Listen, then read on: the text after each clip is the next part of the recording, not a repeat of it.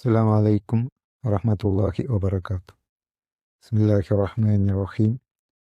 الحمد لله رب العالمين والصلاة والسلام على رسول الله وعلى آله وصحبه أجمعين.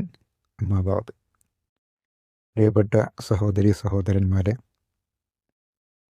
Trade solution എന്ന Islamic ചാനലിലെ പുതിയ ഒരു വീഡിയോയിലേക്ക് ഏവർക്കും സ്വാഗതം.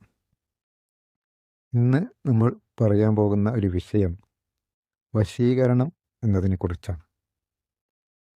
കാരണം പലർക്കും പല രീതിയിലും സംശയമുള്ളതും അത് കാരണം പല രീതിയിലും പൈസ നഷ്ടപ്പെട്ടു പോയ പലരും എന്നെ സമീപിച്ചത് കൊണ്ടാണ് ഞാൻ ഈ വീഡിയോ ചെയ്യാൻ ഉദ്ദേശിച്ചത്.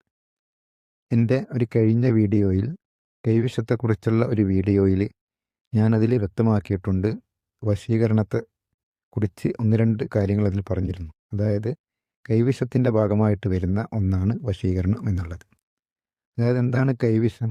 ഒരാളെ നമ്മളിലേക്ക് ഒന്നുകിൽ അയാളെ നശിപ്പിക്കാൻ വേണ്ടി, അയാളെ തകർക്കാൻ വേണ്ടിയിട്ട് ചില മന്ത്രകർമ്മങ്ങളിലൂടെ ഉണ്ടാക്കിയെടുത്ത ഒരു വസ്തു, അതിൽ ആവാഹിക്കപ്പെട്ട ഒരു പൈശാചിക ശക്തിയെ അയാളുടെ ഭക്ഷണത്തിലൂടെയോ അല്ലെങ്കിൽ വെള്ളത്തിലൂടെയോ അയാൾ വയറ്റിലെത്തിക്കുക എന്നുള്ള ഒരു കാര്യമാണ് കൈവിഷം എന്നുള്ളത്.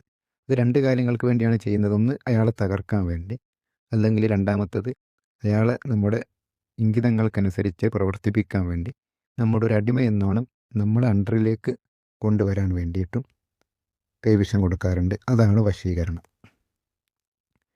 അപ്പോൾ ഒരാളെ അയാളുടെ സമ്മതമില്ലാതെ നമ്മുടെ ആവശ്യങ്ങൾക്ക് വേണ്ടി അയാൾ ഉപയോഗിക്കാൻ നമ്മളിലേക്ക് കൊണ്ടുവരുന്ന, അയാൾ മാനസികപരമായിട്ട് നമ്മളിലേക്ക് മാത്രം, അതായത് അയാളുടെ മനസ്സ് പൂർണ്ണമായിട്ട് നമ്മളിലേക്ക് കേന്ദ്രീകൃതമാകുന്ന രീതിയിൽ അയാളെ മനസ്സ് മാറ്റി വശീകരിച്ച് കൊണ്ടുവരുന്ന ഒരു കർമ്മമാണ് വശീകരണം. അത് ഒരു വലിയ സിഹറിൻ്റെ ഭാഗമായിട്ട് വരുന്നതാണ്. അത് സിഹറാണ്, കൊടിയ സിഹറാണത്. ഒരാളെ ഇതുപോലെയുള്ള കർമ്മങ്ങൾ ചെയ്ത് അയാളെ മനസ്സ് മാറ്റിയിട്ട് നമ്മളിലേക്ക് കൊണ്ടുവരിക, വശീകരിച്ച് കൊണ്ടുവരിക. സാധാരണയായിട്ട് നമ്മുടെ നാട്ടിൽ പറഞ്ഞു വരുന്നത് സ്ത്രീകൾ പുരുഷന്മാരെയും പുരുഷന്മാർ സ്ത്രീകളെയും വശീകരണം ചെയ്തു എന്നുള്ളതാണ്. അപ്പോൾ അത് യാഥാർത്ഥ്യമാണോ, അങ്ങനെ നടക്കുമോ എന്നുള്ളതാണ് നമ്മൾ പലരും നമ്മളോട് ചോദിച്ചിട്ടുള്ളത്. കാരണം അതിൻ്റെ പിന്നാലെ പോയിട്ട് ഒരുപാട് പൈസ നഷ്ടപ്പെട്ട ആളുകളുണ്ട്. അപ്പോൾ അതിൻ്റെ യാഥാർത്ഥ്യത്തെക്കുറിച്ച് പറയുകയാണെങ്കിൽ, വശീകരണം നടന്നാലും ഇല്ലെങ്കിലും, അതായത് നിങ്ങൾ ഒരാളെ വശീകരണം ചെയ്യാൻ വേണ്ടിയിട്ട് ആർക്കെങ്കിലും പൈസ കൊടുത്തു, അയാൾ ചില പൂജാകർമ്മങ്ങളും മറ്റ് കർമ്മങ്ങളും ഹോമങ്ങളും മറ്റുമൊക്കെ ചെയ്തിട്ടുണ്ടെങ്കിലും അത് സിഹറാണ്, കൊടിയ സിഹറാണ്, അത് കുഫ്രാണ്, അത് ഹറാമാണ്. ഓക്കെ, അത് മനസ്സിലാക്കണം.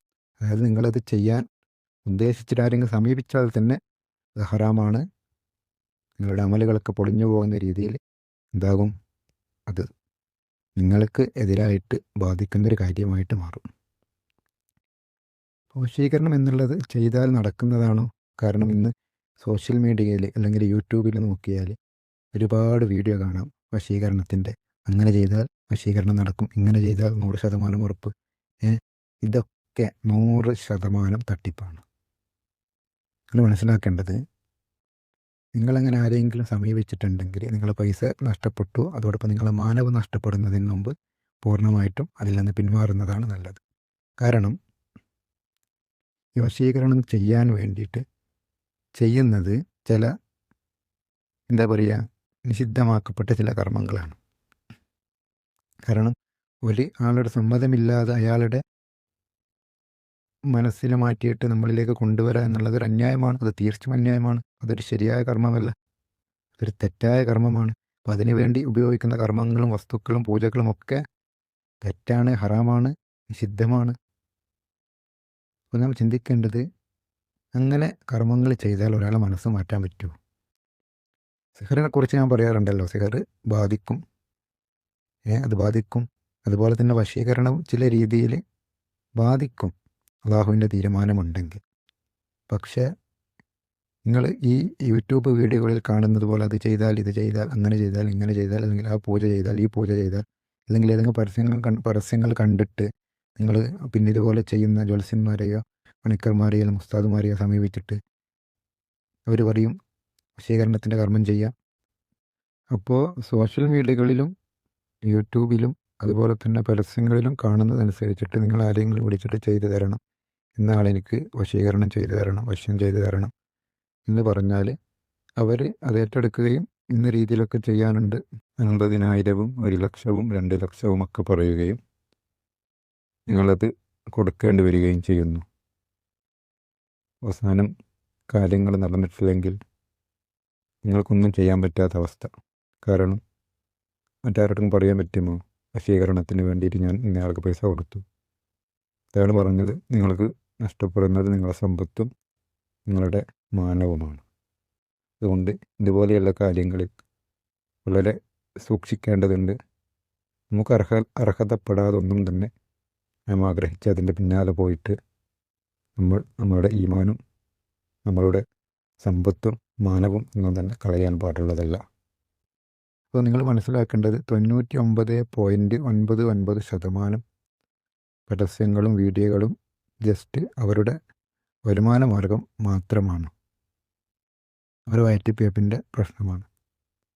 അതിന് വേണ്ടിയിട്ട് നിങ്ങളുടെ അടുത്ത് നിന്ന് തുക സ്വരൂപിക്കുക എന്നുള്ളത് മാത്രമേ അവർക്ക് ഇതിനാവശ്യമായിട്ടുള്ളൂ.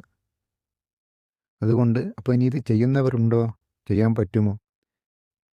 ചെയ്യാൻ പറ്റില്ല. നിങ്ങൾക്ക് ചെയ്താൽ ഇതിൻ്റെ റിസൾട്ട് കിട്ടും എന്ന് പറയാനും പറ്റില്ല. ചെയ്യുന്നവരിന്ന് നിലവിലുണ്ടോ എന്ന് ചോദിച്ചാൽ സിഹർ കാര്യങ്ങൾ ചെയ്യുന്നവർ അവരും പൈസക്ക് വേണ്ടി തന്നെയാണല്ലോ ചെയ്യുന്നത്. അപ്പോൾ ആ രീതിയിൽ 1-2 നിഷിദ്ധമായിട്ടുള്ള കർമ്മങ്ങളും പൂജകളും മറ്റുമൊക്കെ അവർ ചെയ്തു തരും. ചിലപ്പോൾ ഏതെങ്കിലും പൈശാചിക ശക്തിയെ പ്രീണിപ്പിച്ചിട്ട് അതുമൂലം ചെറിയ തരത്തിൽ എഫക്റ്റ് ഉണ്ടാകുമോ എന്ന് ചോദിച്ചാൽ അള്ളാഹുവിൻ്റെ തീരുമാനമുണ്ടെങ്കിൽ ഈ വശീകരണത്തിൻ്റെ എഫക്റ്റും ചിലപ്പോൾ ഉണ്ടാകും. ഇപ്പോൾ സിഹർ ബാധ ഏൽക്കുന്നത് പോലെ തന്നെ ഇതും ഒരു സിഹറാണ്. അതിൻ്റെ എഫക്റ്റ് അള്ളാഹ് തീരുമാനിച്ചിട്ടുണ്ടെങ്കിൽ ചിലപ്പോൾ അതുണ്ടാകാം. എന്നല്ലാതെ ആരെങ്കിലും വശീകരണം ചെയ്തെന്നോ അതിനുവേണ്ടി പൂജ ചെയ്തെന്നോ അല്ലെങ്കിൽ അതിനുവേണ്ടി കർമ്മം ചെയ്തെന്നോ വിചാരിച്ചിട്ട് ഒരു വശീകരണവും ഏശാൻ പോകുന്നില്ല. അതൊക്കെ പൈസ നിങ്ങൾക്ക് നഷ്ടപ്പെട്ടു പോകുന്ന ഒരു പ്രവർത്തനം മാത്രമായിട്ടേ നിങ്ങൾ കാണേണ്ടതുള്ളൂ. അതുകൊണ്ട് ഇതിന് വേണ്ടി ആരെങ്കിലും സമീപിക്കാൻ ഉദ്ദേശിക്കുന്നുണ്ടെങ്കിൽ പൈസ നഷ്ടപ്പെടുത്താതിരിക്കുന്നതാണ് നല്ലത്. കൂടെ നിങ്ങളുടെ മാനവും നഷ്ടപ്പെട്ടു പോകും. അതുകൊണ്ട് ഇതുപോലെയുള്ള പ്രവർത്തനങ്ങളിൽ നിന്ന് പൂർണ്ണമായും പിന്മാറുക. അന്യായമായിട്ടുള്ളൊരു പ്രവർത്തനവും മറ്റുള്ളവരെ ബുദ്ധിമുട്ടിക്കാനും മറ്റുള്ളവർ സമ്മതം കൂടാതെ നമുക്ക് വിധേയപ്പെട്ടു തരാനും അതുപോലെ തന്നെ അവർക്കെല്ലാ രീതിയിലും അവരെ ജീവിത കാര്യങ്ങളിലൊക്കെ ബുദ്ധിമുട്ടുകൾ ഉണ്ടാക്കുന്നതൊക്കെ മനുഷ്യത്വരഹിതമായ പ്രവർത്തനമാണ്. അത് ഇസ്ലാം അങ്ങേയറ്റം എതിർക്കുന്നതാണ്. അത് നിങ്ങൾക്ക് തന്നെ നാശം വരുത്തുകയേ ഉള്ളൂ. നിങ്ങൾ കുഴിക്കുന്ന കുഴിയിൽ നിങ്ങൾ തന്നെയാണ് വീഴുക. അതുകൊണ്ട് അങ്ങനെയുള്ള പ്രവർത്തനങ്ങളിൽ നിന്ന് പൂർണ്ണമായും വിട്ടുമാറുക. ഒരു വശീകരണവും ഒരു വശ്യവും ഒരു പൂജാരിക്കോ ഇതുപോലെയുള്ള ആളുകൾക്കോ ചെയ്ത് നിങ്ങൾക്ക് തരാൻ പറ്റില്ല. അങ്ങനെ ആഗ്രഹിക്കുകയും അരുത്. ഓക്കെ, ഇൻഷാ അല്ലാഹ്. അപ്പോൾ നല്ലത് ചെയ്യാനും നല്ലത് കേൾക്കാനും അതിനനുസരിച്ചിട്ട് നന്മ ചെയ്യാനുമുള്ള സൽബുദ്ധി അള്ളാഹു നമുക്ക് പ്രദാനം ചെയ്യുമാറാവട്ടെ. ദീനിൻ്റെ വഴിയിൽ നല്ല രീതിയിൽ നേരാഴ വഴിയിൽ സഞ്ചരിക്കാനുള്ള തൗഫീഖ് അള്ളാഹു നമുക്ക് നൽകുമാറാവട്ടെ. ഇതുപോലെയുള്ള എല്ലാ സിഹറിൽ നിന്നും പൈശാചിക ഉപദ്രവങ്ങളിൽ നിന്നും അള്ളാഹു നമ്മെ കാത്തുരക്ഷിക്കുമാറാവട്ടെ. നന്മ പറയാനും അത് പ്രചരിപ്പിക്കാനും മറ്റുള്ളവർക്ക് നന്മ എത്തിച്ചു കൊടുക്കാനും അള്ളാഹു നമ്മെ അനുഗ്രഹിക്കട്ടെ. ആമീൻ ബിറഹ്മതിക യാ അർഹമർ റഹീമീൻ. അസ്സലാമു അലൈക്കും വറഹ്മത്തുള്ളാഹി.